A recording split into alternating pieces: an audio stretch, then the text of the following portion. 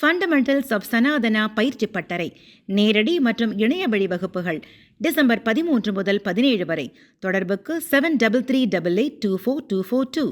நிகழ்ச்சியில் குறிப்பிட்ட 13வது நிகழ்ச்சியாக இடையிலே பெருமழை வெள்ளத்தின் போது 3 நிகழ்ச்சிகள்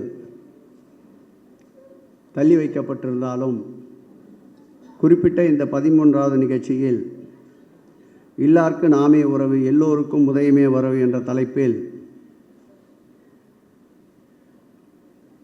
10 கருணை இல்லங்களுக்கு அவர்களுடைய தேவைகளை அறிந்து அவர்கள் பல்வேறு பயன்பாட்டிற்கு ஏற்றாற்போல் 10 லட்சம் ரூபாய் செலவில் நலத்திட்ட உதவிகள் வழங்குகின்ற இந்த இனிய நிகழ்வுக்கு எங்களையும் அழைத்து பெருமை சேர்த்திருக்கின்ற மகேஷ்குமார் அவர்களுக்கு மீண்டும் ஒரு முறை என்னுடைய நன்றியை தெரிவித்துக் கொள்கிறேன்.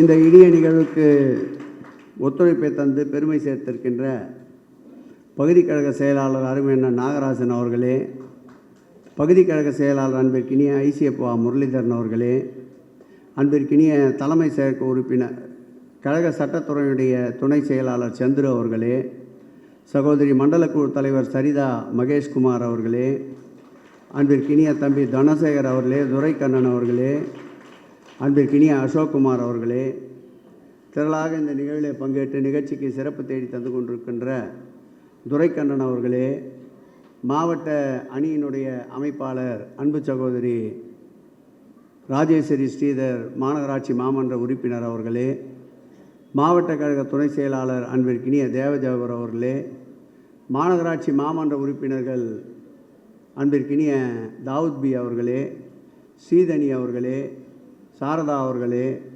நிகழ்விலே பங்கேற்றிருக்கின்ற வட்டக்கழக செயலாளர்கள் தம்பி எம்ஜேசி பாபு அவர்களே, இந்த வட்டத்துடைய செயலாளர் தமிழ் அவர்களே, வட்டக்கழக செயலாளர் நிகழ்ச்சி நடத்தாத முருகன் அவர்களே, அன்பிற்கினிய ஆதவமணி அவர்களே, பட்டாசு சூரி போன்ற திரளாக இந்த நிகழ்விலே பங்கேற்றிருக்கின்ற மகளிர் அணி சகோதரிகளே, உங்கள் அத்தனை பேருக்கும் என்னுடைய நன்றியை முதற்கண் தெரிவித்துக் கொள்வதில் மகிழ்ச்சி அடைகிறேன்.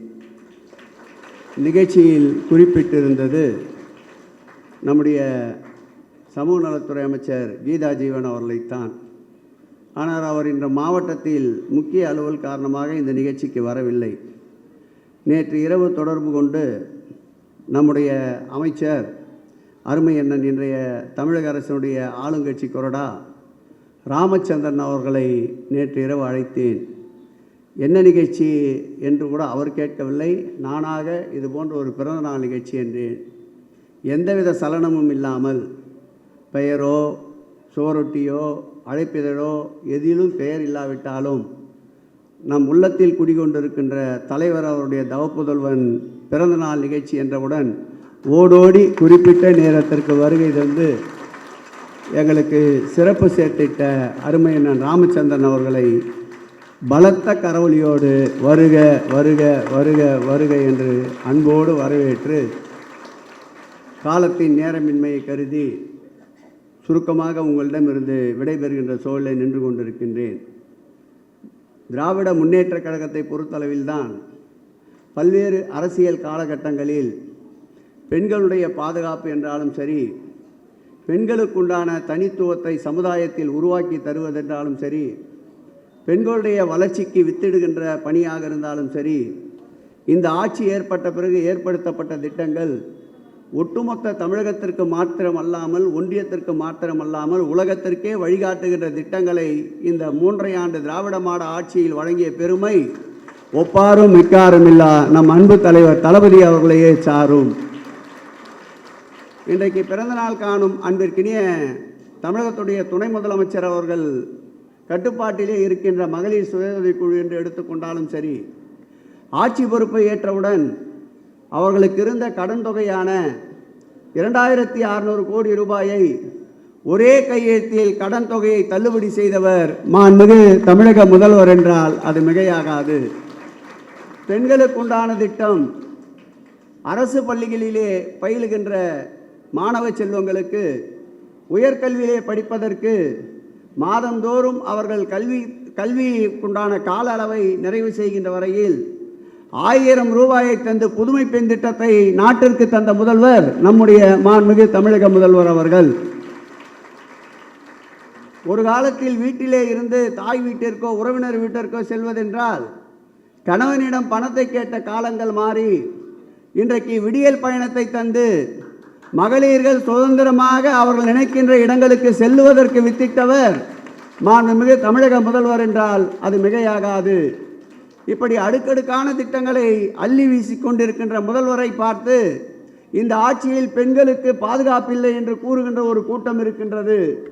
பாலியல் வன்முறை என்றால் அதற்கு உடனடியாக நடவடிக்கை எடுத்து வழக்கை பதிவு செய்வதோடு விட்டுவிடாமல் குறிப்பிட்ட காலத்திற்குள் தவறை இழத்தவனை தண்டனைக்குள்ளாக்கின்ற நீதி தேவதையின் ஆட்சி தான் நம்முடைய மாண்புமிகு தமிழக முதல்வருடைய ஆட்சி. தமிழகத்துடைய அரசியலை தெரியாத அறியாமையில் இருக்கின்ற ஒரு சிலர் கூறுகின்ற கூற்றுக்கு நிச்சயம் 2026ஆம் ஆண்டு 200 என்பதல்ல 224ஐயும் திராவிட முன்னேற்ற கழகம் கைப்பற்றும் என்பதை இந்த நேரத்தில் அவர்களுக்கு தெரிவித்துக் கொள்ளுகிறேன்.